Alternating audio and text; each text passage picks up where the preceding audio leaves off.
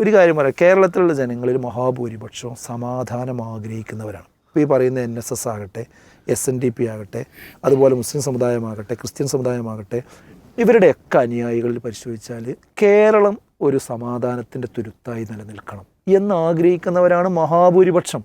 ഈ വെള്ളത്തിൽ മീനിങ്ങനെ വെള്ളം കടിച്ചങ്ങാണ്ട് വരലുണ്ടല്ലോ മുകളിലേക്ക്, അല്ലെ, അത് പരല് മീനുകളായിരിക്കും കൂടുതലുണ്ടാവുക. അപ്പോൾ നമ്മൾ വിചാരിക്കും ഈ കുളത്തിൽ നിറയെ പരലാണ്, പക്ഷെ അതിൻ്റെ ഉള്ളിലേക്ക് വലട്ട് നോക്കിക്കഴിഞ്ഞാൽ അവിടെ നല്ല വലിയ മത്സ്യങ്ങളും ഒക്കെ ഉഷാറായിട്ട് നടക്കണ്ട. അവരിങ്ങനെ മേലെ എന്ത് ചെയ്യില്ല, വെള്ളം കടിക്കൂല എന്ന് മാത്രം. അതേപോലെ തന്നെ ഈ വെള്ളം കടിച്ച് വരുന്നത് ഈ സോഷ്യൽ മീഡിയയിലും കമൻറ്റ് ബോക്സിലും ഒക്കെ വെള്ളം കുറേ ഫേക്ക് ID ഉണ്ടാക്കിയിട്ട് വരുന്നത് ഈ വർഗീയത പറഞ്ഞ് തൊലക്കാണ്. അപ്പോൾ നമുക്ക് തോന്നുകയാണ് എന്ത്, കേരളം മുഴുവൻ ഇങ്ങനെ ആയി മാറിയിട്ടുണ്ട്. അത് ശരിയല്ല. കേരളത്തിൻ്റെ അകമെന്ന് പറയുന്നത് കേരളം ഉത്തരേന്ത്യ അല്ല, നമ്മൾ മനസ്സിലാക്കണം.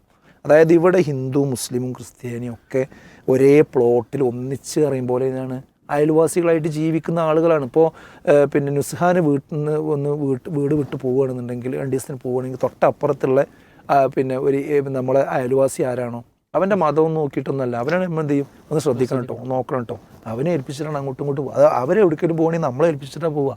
അത്ര സൗഹാർദ്ദത്തിൽ കഴിയുന്ന ഒരു നാടാണ് ഈ കേരളം എന്ന് പറയുന്നത്. അല്ലാതെ മുസ്ലിം ഗല്ലി, ഹിന്ദു ഗല്ലി, ക്രിസ്ത്യൻ ഗല്ലി എന്ന് പറഞ്ഞാണ്ട് ഉത്തരേന്ത്യ പോലെ അല്ല ഇവിടെ എങ്ങാനും തീ പിടിച്ചിട്ടുണ്ടല്ലോ, ആ തീ എല്ലാവരുടെ വീട്ടിലും കത്തും.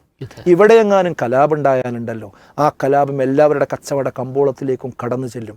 ഇവിടെ എങ്ങാനും സമാധാനമില്ലാത്തൊരു അവസ്ഥയുണ്ടായാലുണ്ടല്ലോ, അതെല്ലാ വീടുകളിലേക്കും എല്ലാ കുട്ടികളിലേക്കും എത്തും. അവിടെ ജാതി മതമൊന്നും ഉണ്ടാവില്ല.